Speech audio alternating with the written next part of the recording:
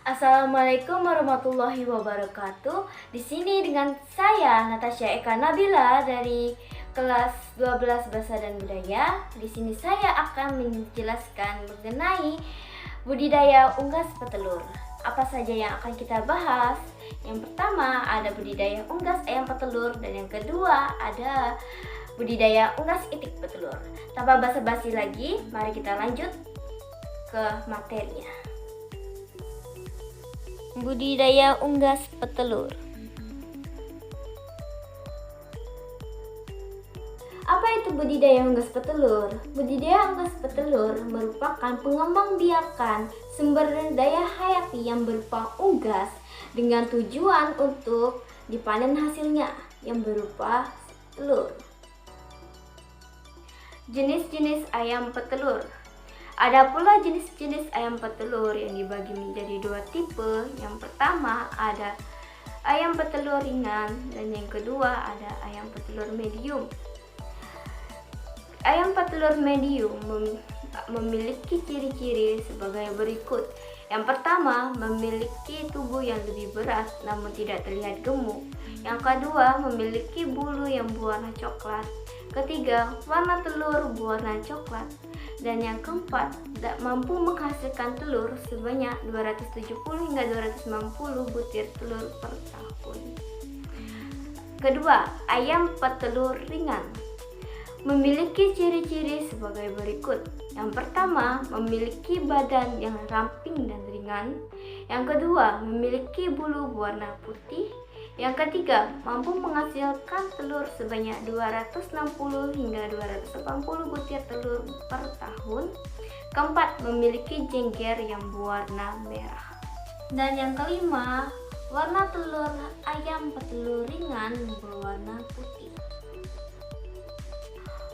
Persiapan dan pelaksanaan budidaya unggas ayam petelur. Ada pula persiapan budidaya unggas ayam petelur yang perlu kita lakukan sebelum melaksanakannya. Yang pertama, persiapan lokasi. Berikut kriteria persiapan lokasi yang perlu dipenuhi. Yang pertama, jauh dari permukiman penduduk. Kenapa? Karena tempat yang terlalu ramai dapat menyebabkan ayam mudah stres. Kalau mudah stres, maka penurunan produksi telur akan meningkat. Yang kedua, bersifat menetap dan jauh dari pegusuran, rawan pegusuran. Yang ketiga, dekat dengan sumber air agar kita memudahkan untuk membersihkan kandang, memberikan air kepada ternak. Yang keempat, terletak di dataran rendah, karena tempat yang terlalu dingin dan lembab itu dapat mengundang penyakit, dan tempat yang terlalu dingin itu dapat membuat ayam mati karena kedinginan. Kedua, ada persiapan sarana dan prasarana. Yang pertama ada kandang. Dalam kandang itu memiliki syarat-syarat. Yang pertama, temperatur kandang 32-35 derajat Celcius. Tidak boleh kurang dan tidak boleh lebih. Tidak boleh terlalu panas dan tidak boleh terlalu dingin. Kedua, kelembapan kandang 60 hingga 70%. Tempat yang terlalu lembab dapat mengundang berbagai macam penyakit. Karena itu, kelembapan kandang harus sering diawasi. Ketiga, terbuat dari bahan yang kuat dan tahan lama, seperti baja ringan, bambu tua, dan kayu yang berkualitas baik. Dan yang terakhir, yang keempat, cahaya matahari harus dapat masuk ke dalam kandang. Kandang juga memiliki dua tipe. Yang pertama ada kandang baterai, dan yang kedua ada kandang postal. Untuk kandang baterai memiliki keunggulan yang berupa: pertama, memiliki sirkus udara yang lancar. Kandang baterai umumnya dibuat menggunakan bahan kayu reng di lahan bambu atau kawat dengan susunan yang jarang-jarang, sehingga membuat udara keluar masuk lebih lancar. Kedua, tidak memakan tempat. Karena kandang model ini bisa dibuat bertingkat, jadi tidak menghabiskan banyak tempat jika dibandingkan kandang model liter atau kandang umbaran. Yang ketiga, mudah dalam pengawasan dan pemanenan. Kandang baterai lebih memudahkan dalam pengawasan serta penanganan apabila ada ayam yang sakit, juga lebih memudahkan untuk pengambilan telur saat panen dan telur masih dalam keadaan bersih. Keempat, pengontrolan terhadap jumlah pakan yang dihabiskan dapat mudah dilakukan dan dievaluasi untuk peningkatan produksi. Kelima, mudah dalam menjaga kebersihan. Keuntungan lain kandang baterai adalah lebih mudah untuk membersihkan kandang dan kotoran ayam karena kotoran tidak berceceran kemana-mana. Namun, kandang baterai juga memiliki kekurangan yang diantaranya: pertama, modal awal yang lebih besar. Biasanya kita akan mengeluarkan biaya awal yang lebih besar untuk pembuatan kandang baterai dibandingkan dengan kandang model lainnya. Tetapi pembuatan kandang ini termasuk investasi karena bisa digunakan berkali-kali. Kedua, ayam bisa mengalami kelumpuhan. Karena ruang gerak yang terbatas, terkadang bisa mengakibatkan ayam mengalami kelumpuhan. Biasanya disebabkan karena ayam belum waktunya atau masih muda, tapi sudah dimasukkan ke dalam kandang baterai. Kemudian ada pula keuntungan dan kekurangan dari kandang tipe postal. Untuk keuntungannya, yang pertama, investasi awal yang lebih murah. Yang kedua, mengurangi problem kaki lecet serta kelumpuhan pada ayam. Ketiga, kemampuannya dalam menstabilkan suhu kering dalam kandang. Kelebihan utama dari kandang berbentuk postal adalah kelebihannya dalam menstabilkan suhu kering pada lantai. Karena sifatnya yang terbuat dari bahan yang punya daya serap yang tinggi, memungkinkan unggas merasa nyaman. Selain itu, sifat bahan liter seperti sekam juga dapat menyimpan suhu yang berasal dari penghangat suhu. Kemudian ada kekurangan dari kandang postal. Yang pertama, penyebaran penyakit lebih cepat karena adanya kontak langsung pada kotoran ayam. Yang kedua, sering timbulnya kanibalisme. Ketiga, bila liter dalam kandangan lembab akan menjadi tempat yang baik bagi mikroorganisme. Yang keempat, pengawasan kesehatan lewat kotoran sulit diamati. Ada pula peralatan kandang yang diantaranya: pertama, alas kandang. Kedua, tempat bertelur. Ketiga, tempat untuk bertengger agar ayam ketika tidur dapat merasa lebih nyaman. Keempat, tempat makan dan minum. Kelima, alat pemanas atau brooder. Selanjutnya ada persiapan bibit ayam. Yang pertama, pemilihan day old chick. Yang kedua, melalui 3 syarat ayam petelur yang baik untuk dibudidayakan. Dalam pemilihan day old chick dapat dilihat dari: yang pertama, anak ayam day old chick berasal dari indukan yang sehat. Kedua, bulunya halus, penuh, dan baik pertumbuhannya. Ketiga, tidak ada cacat pada tubuhnya. Keempat, ukuran normal, berat sekitar 35-40 gram. Kelima, tidak ada letakan tinja di duburnya. Kemudian ada pula kriteria ayam petelur yang baik dibudidayakan.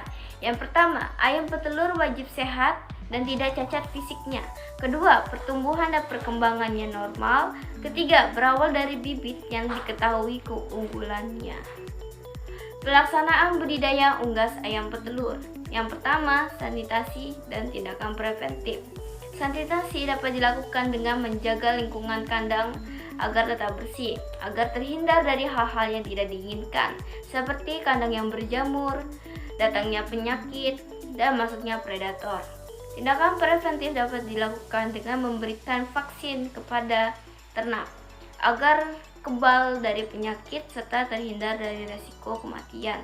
Vaksin yang diberikan berdasarkan dengan dosis dokter hewan, atau sesuai dengan catatan yang diberikan kepada pemilik poultry shop. Kedua, pengendalian penyakit dapat dilakukan dengan cara yang pertama, memberikan obat-obatan pada ternak yang sakit harus tepat dosis dan penyakit yang diderita, serta waktu yang tepat, tidak boleh telat. Kedua, pemberian vitamin berfungsi untuk membantu pertumbuhan dan menjaga kesehatan unggas. Pemberian makan dan minum. Pemberian makan dan minum dibagi menjadi 2 fase. Yang pertama, fase starter, dan yang kedua, fase finisher. Pemberian pakan untuk fase starter dapat dimulai dari umur 0-4 minggu. Dilanjutkan pada fase finisher pada umur 4-6 minggu.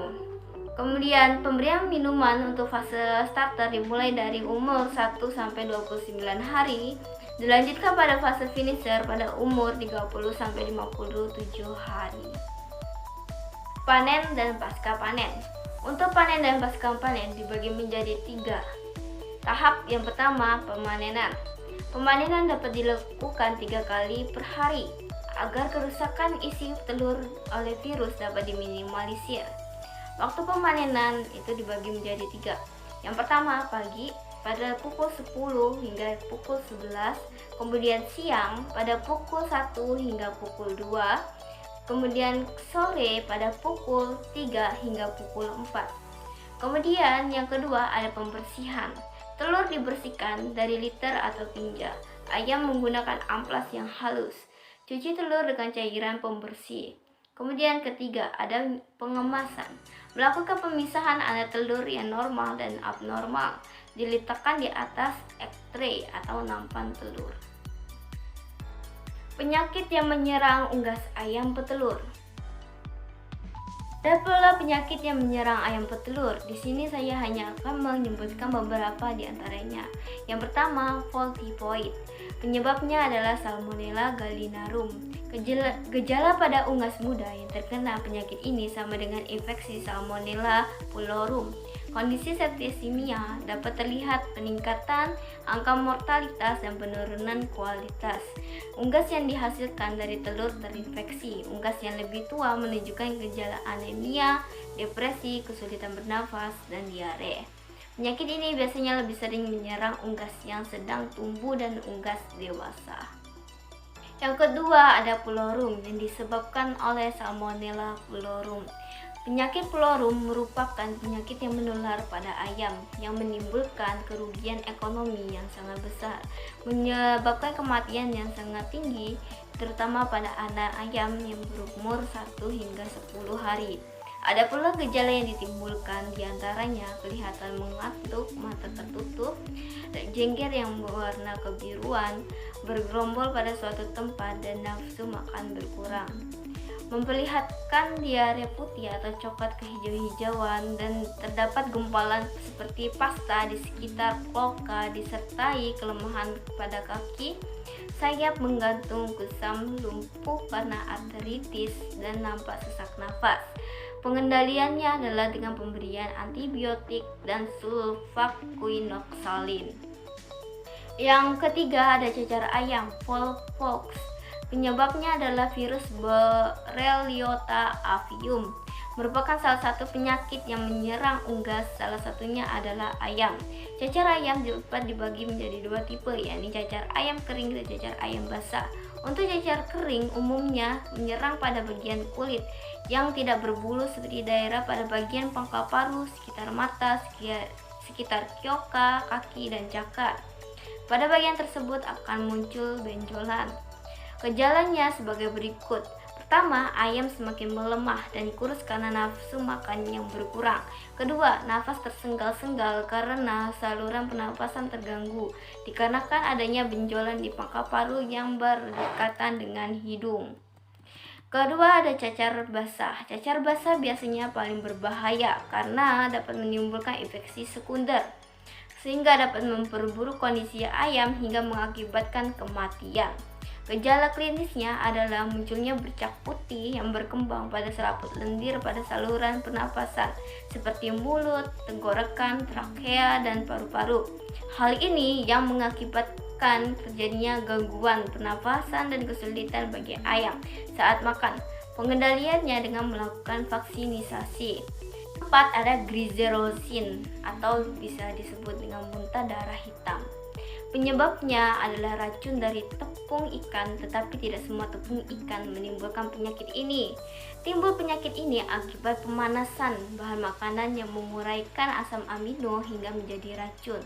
Pengendaliannya sayangnya belum ada. Kelima ada koryza atau biasanya disebut dengan pilek ayam. Penyakit koryza disebabkan oleh bakteri Haemophilus gallinarum. Koryza adalah penyakit menular pada unggas yang menyerang sistem pernafasan. Penyakit biasanya bersifat akut sampai subakut dan prosesnya biasanya menjadi kronis. Dalam hidung keluar eksudat yang bermula-mula berwarna jernih dan encer, tetapi lambat laun berubah menjadi kuning kental dan bernanah dengan mengeluarkan bau yang khas. Sekitar lubang hidung terdapat kerap eksudat yang berwarna kuning. Sinus intraorbital membengkak sangat besar, unilateral maupun bilateral. Cara yang paling baik untuk menjaga terjadinya penyakit ini dengan melaksanakan sanitasi dan manajemen peternakan yang baik. Pengobatan pada satu flock dengan sulfonamid atau antibiotik direkomendasikan. Berbagai macam sulfonamid, tapi sulfadimetoxin merupakan obat yang paling aman. Yang keenam atau yang terakhir ada infeksi sinovitis atau biasanya disebut dengan radang sendi. Radang sendi yang disebabkan oleh Mycoplasma synovial biasanya bersifat akut, namun tidak menutup kemungkinan adanya kasus kronis.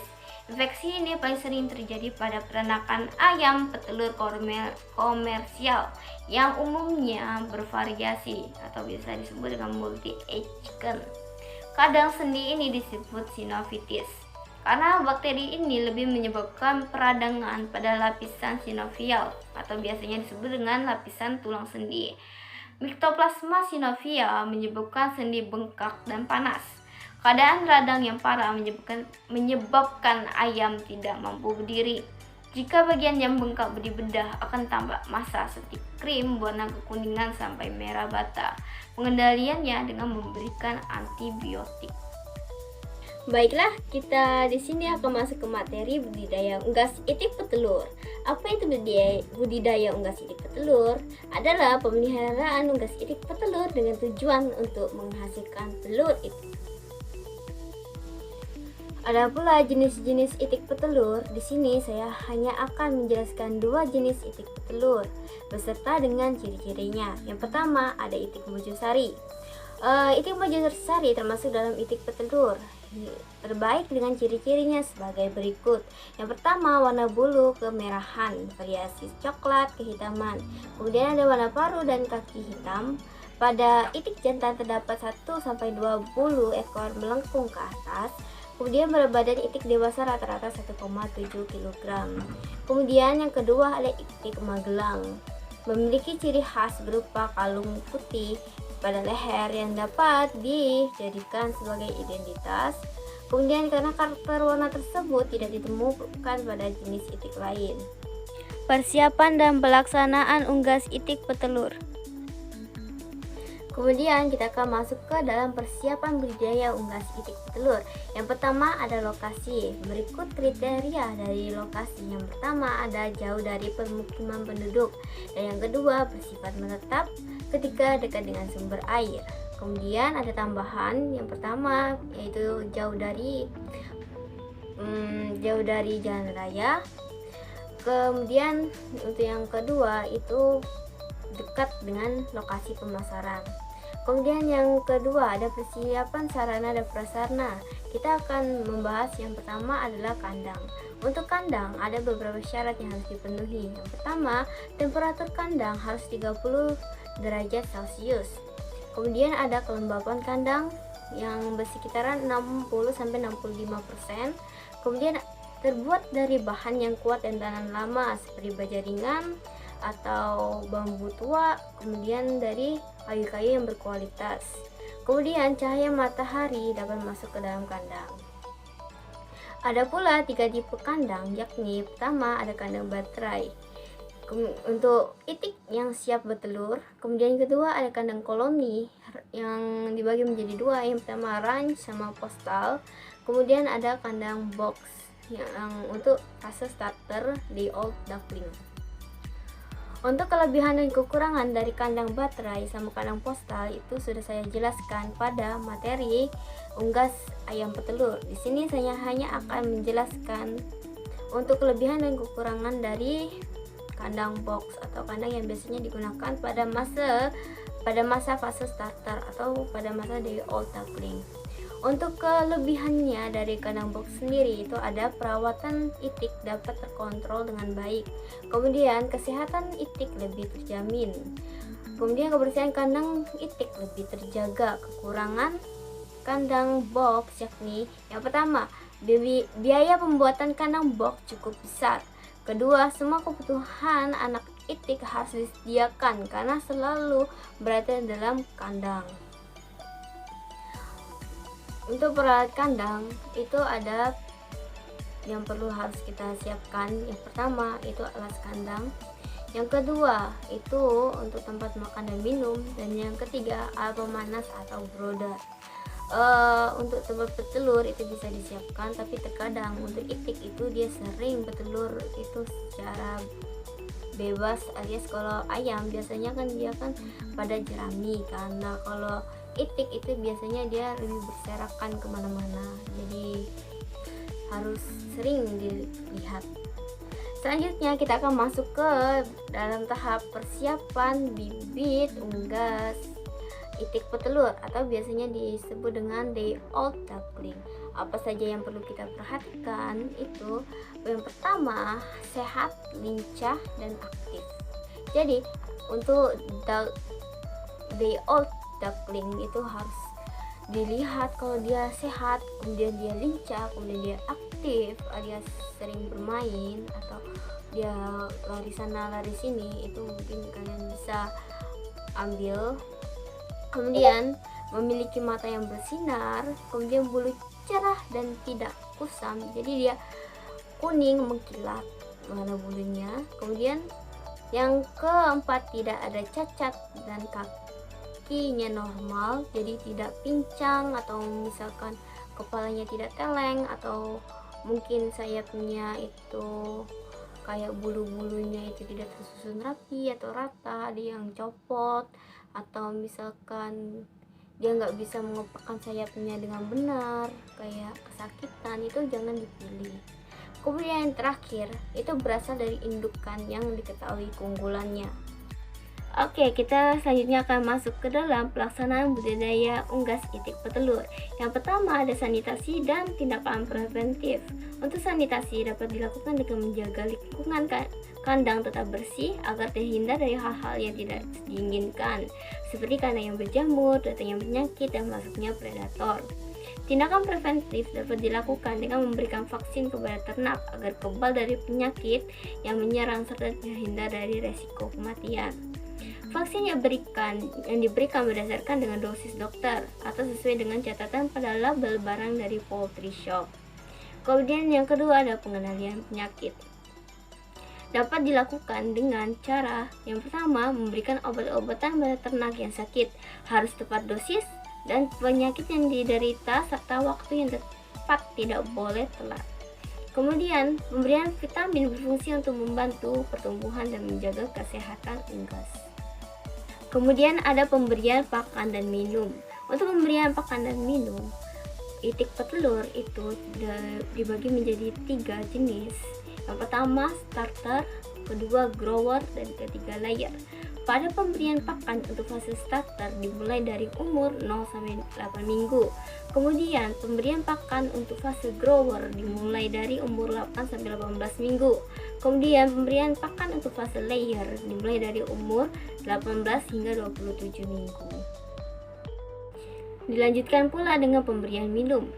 Sama, dibagi menjadi 3 tahap atau 3 fase. Yang pertama fase starter, kedua fase grower, dan ketiga fase layer. Untuk pemberian minum untuk fase starter dimulai dari itik petelur berumur 0 sampai 7 hari. Kemudian pemberian minum untuk fase grower dimulai dari umur 7 hingga 28 hari. Dilanjutkan dengan pemberian minum untuk fase layer dimulai dari umur 28 hari hingga akhir. Kemudian kita akan masuk ke dalam panen dan pasca panen. Untuk panen dapat dilakukan itu 3 kali per hari. Agar kerusakan isi telur oleh virus dapat diminimalisir, waktu pemanenan dibagi menjadi 3. Yang pertama pagi pada pukul 10 hingga 11, kemudian siang pada pukul 1 hingga pukul 2, kemudian sore pada pukul 3 hingga pukul 4. Yang kedua ada pembersihan. Telur dibersihkan dari litter atau tinja itik menggunakan amplas yang halus, cuci telur dengan cairan pembersih. Yang ketiga ada pengemasan. Melakukan pemisahan antara telur normal dan abnormal, diletakkan di atas X-tray atau nampan telur. Baiklah, di sini kita akan masuk ke pengawetan telur itik. Di sini saya akan menyebutkan beberapa hal atau media yang dapat kalian gunakan untuk pengawetan telur pada itik. Apakah ini bisa diterapkan pada telur ayam juga? Bisa. Yang pertama, dengan menggunakan air hangat. Jadi direbus agar telurnya dapat bertahan lebih lama. Yang kedua, pengawetan dengan merendamkan telur itik dengan menggunakan jambu biji. Ketiga, pengawetan dengan minyak kelapa. Keempat, pengawetan dengan merendamkan telur itik ke dalam asam natrium silikat, yang biasanya ini jauh lebih bertahan lama. Kalau minimalnya itu 2 minggu, ini malahan menambah jadi 3 minggu, itu maksimal. Jadi kalau tanpa natrium silikat itu 2 minggu maksimalnya, kalau pakai natrium silikat itu menjadi 3 minggu. Kemudian pengawetan dengan menggunakan garam dapur, yang biasanya direndam dengan larutan garam atau kayaknya dilarutkan dengan garam. Kemudian pengawetan dengan menggunakan batu bata. Bagaimana caranya? Itu dia dilapisi dengan batu bata yang sudah ditumpuk. Ntar di telurnya itu dilapisi, kemudian didiamkan selama beberapa hari atau mungkin beberapa minggu. Penyakit yang menyerang itik petelur. Kemudian kita akan masuk ke penyakit yang ada pada unggas itik petelur. Yang pertama ada kolera. Itu disebabkan oleh bakteri Pasteurella avicidia. Pengendaliannya dengan sanitasi kandang dan suntikan penisilin. Kemudian ada salmonellosis. Penyebabnya oleh bakteri tip Haemophilus, yang pengendaliannya dapat dilakukan dengan sanitasi yang baik dan pengobatan dengan furazolidon. Kemudian ada botulinum, itu penyebabnya oleh kuman Clostridium botulinum. Itu pengendaliannya dengan menjaga makanan dan hindari makanan basi. Jadi harus selalu diawasi pakan ternak atau pakan itik petelur, jangan sampai pakannya tersebut terkontaminasi oleh kotoran, kemudian makanannya tersebut karena sudah dibiarkan lama jadi makanannya basi. Kemudian ada berak kapur, itu penyebabnya oleh bakteri Salmonella pullorum. Pengendaliannya dapat dengan menjaga kebersihan kandang serta makanan dan minum. Jadi dengan cara menjaga kebersihan kandang dan kebersihan pada makanan dan pada minuman. Kemudian ada penyakit cacing, penyebabnya oleh berbagai jenis cacing, baik cacing kita, mungkin ada cacing yang lain. Untuk pengendaliannya itu dengan menjaga kebersihan kandang serta kelembapan kandang dan memberi obat cacing secara rutin, minimal 3 bulan sekali. Oke, sekian dari saya ucapkan terima kasih. Semoga materi yang saya berikan ini bermanfaat untuk kedepannya. Saya Natasha Kanabila undur diri. Wabillahi taufiq wal hidayah. Wassalamualaikum warahmatullahi wabarakatuh. Dadah.